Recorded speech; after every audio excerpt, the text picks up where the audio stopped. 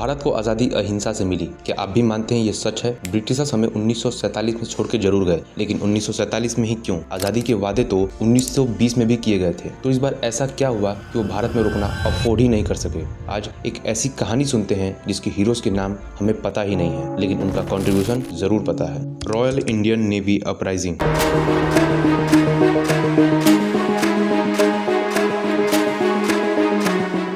18 फरवरी 1946 को कुछ ऐसा हुआ जिसने ब्रिटिशर्स को कन्विंस किया कि अब भारत पर कंट्रोल रखना मुश्किल ही नहीं नामुमकिन है। लेकिन पहली बार 30,000 ब्रिटिशर्स 30 करोड़ इंडियन को कंट्रोल कैसे कर पाए? एक झूठ के जरिए कि वो हमारे दोस्त हैं, वो यहाँ हमें एजुकेट करने के लिए आए हैं। इसे व्हाइट मैन बर्डन कहते हैं। एक बार एजुकेशन पूरा हो जाए, ग्रेजुएशन की तरह हम उन्हें आज़ादी गिफ्ट करके यहाँ से चले जाएंगे। समाज का एक वर्ग था जो इस लॉलीपॉप को पर विश्वास करता था, और दूसरी ओर जिसने कहा आज़ादी मांगी नहीं बल्कि छीनी जाती है। नेताजी सुभाष चंद्र बोस को ब्रिटिशर्स का दोगलापन पता था, इसलिए उन्होंने इंडियन नेशनल आर्मी यानी कि INA की स्थापना की, जो ब्रिटिशर्स को धक्के मार बाहर निकाले। लेकिन हिरोशिमा और नागासाकी पर एटम बॉम्ब गिरने के बाद जापान ने वर्ल्ड वॉर में सरेंडर किया, तो INA अपने मिशन में फेल हो गई। INA के उन 11,000 सोल्जर्स का क्या हुआ जिन्हें ब्रिटिशर्स ने कैप्चर किया था? उन्हें प्रिजनर्स ऑफ वॉर जैसे ट्रीट किया गया और टॉर्चर किया गया। अगर ब्रिटिशर्स सच में हमारे दोस्त होते तो क्या वो ऐसा करते? INA भारत को आज़ाद नहीं कर पाई, लेकिन उसने भारत की सोच को जरूर आज़ाद कर दिया। Royal Indian navy Mumbai, Karachi, Visakhapatnam, Madras, Andaman Nicobar हर जगह ब्रिटिशर्स के खिलाफ लड़ती थी। उन्हें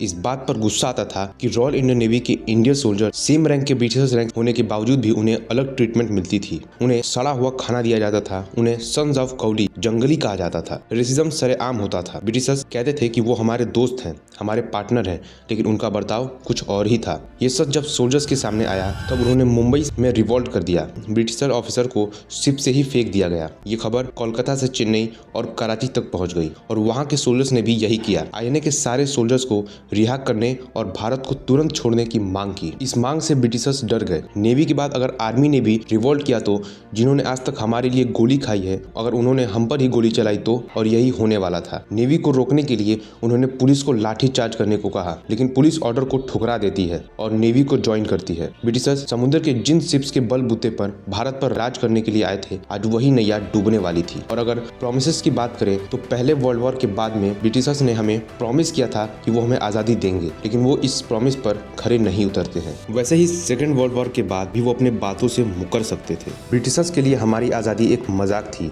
और उस आज़ादी के बदले 25 लाख इंडियन सोल्जर ने वॉर लड़ी और कईयों ने अपनी जान भी गंवाई। शायद रॉयल इंडियन नेवी ने अपनी शक्ति नहीं दिखाई होती तो शायद ये प्रॉमिस भी पिछले प्रॉमिस जैसा ही होता, लेकिन अब भारत जाग रहा था। उस समय के ब्रिटिश प्राइम मिनिस्टर क्लेमेंट एटली कहते हैं कि इंडियन नेशनल आर्मी और नेवल न्यूटनी की वजह से ब्रिटिशर्स को भारत छोड़ना पड़ा।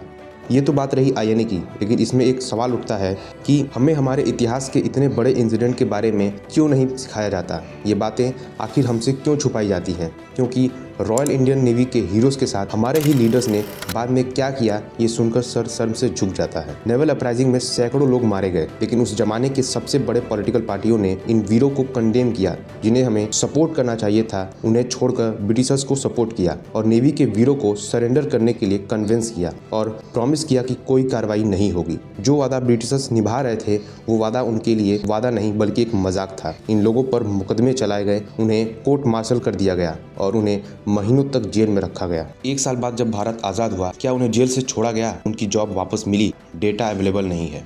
नेताजी सुभाष चंद्र बोस ने कहा था आज़ादी मांगी नहीं छीनी जाती है। ये बात रॉयल नेवी के लोगों को समझ में आ गई थी, लेकिन कुछ पॉलिटिशियन को समझ में नहीं आई। इसीलिए ये हिस्टोरिकल इंसिडेंट आज हमारे इतिहास के पन्नों से गायब है। उनके नाम उन्हीं जेल की दीवारों पर कैद है जहां उन लोगों ने आज़ादी के सपने देखे थे। इन अनरिवील्ड हीरोज को हमें दिल से धन्यवाद करना चाहिए, जिसने पहली बार ब्रिटिशर्स को समझाया था कि उनके पास भारत में अब ज़्यादा टाइम नहीं है। नहीं तो पता नहीं, जैसे हिंदू मुस्लिम करके उन्होंने एक देश से 2 देश बनाया, वैसे ही ना जाने कितने टुकड़े हो जाते। ऑल ओवर देखे तो सिर्फ ये कहना गलत होगा कि आज़ादी शांति से, अहिंसा से मिली, बल्कि सच तो ये है कि इस आज़ादी में ना जाने कितने वीरों ने अपनी जान गंवाई है। इसमें INA के सोल्जर्स का और उन 25 लाख जवानों का और ना जाने कितने क्रांतिकारियों का योगदान है, जिनके नाम आज हमारे इतिहास के पन्नों में नहीं है। खैर, उनके नाम इतिहास के पन्नों में रहे या ना रहे, आज़ादी के लिए उनकी वीरता और कंट्रीब्यूशन का परिचय हमेशा रहेगा।